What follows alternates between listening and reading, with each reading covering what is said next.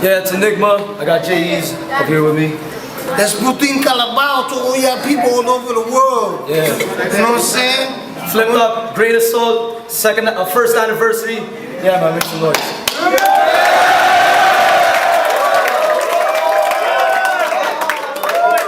Sa kanan nga pala, representing Flea Entertainment, make some noise for Shay. Hindi maporma, di marunong mambola. Yo, ito mga sinabi ko kay Lord. Sa minuto, cameras. Ang dugo ko'y nagniningas. Sheyi, laban sa buong Pilipinas. Enigma, ang battle na to, ba't mo binigay sa akin? Nakakaloko. Gusto mong tulungan kitang puksain ng mga bobo?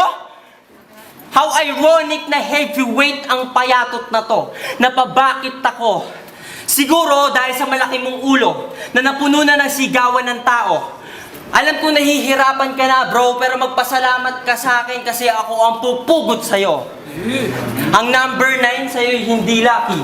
Kasi siyam na beses kitang papatayin sa harapan ng mga usi kasi isa kang pusi.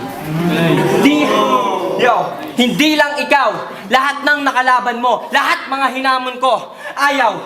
Mga heavyweight kami. Enigma, I know you were thinking, she is insane calling out those rappers.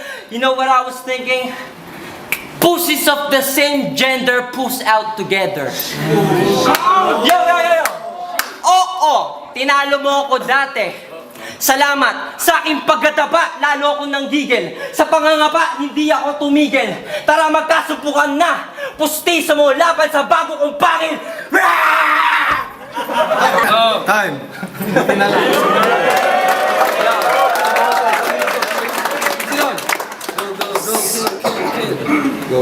Gago, anong walang pangkol? Ulol, lalagariin mo ako, lagari mo mapurol. Delo, ang paborito ng mga naka-jejikap.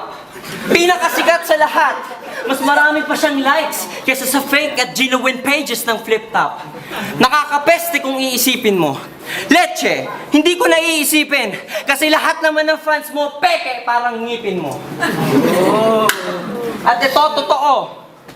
Pareho tayong tao, alam ang bawat karapatan. Pareho tayong lumalangoy sa mundo ng hip-hopan, isang malawak na karagatan. Ang pagkakaiba lang, bawat kataga ko mabigat, kaya ako'y nakalubog lang. Ikaw plastic ka, kaya ka nakalutang. Ano tol? Pero congrats ang dami mong naloko sa palabas mo. Sikat ka na. Pangalan mo, nakakalat na yan. What a coincidence, Delo, sa hip-hop kalat ka lang. Ako'y maraming alam kahit bata pa lang. Mukha akong demonyo? Oo, tama ka dyan. Pagkat ngayon isinampa ko, lamang mo sa aking 11 taon, 18 ang edad ko. Ikaw, 29. Sasaksakin kita gamit sariling edad mo, puta pete! Time. Time.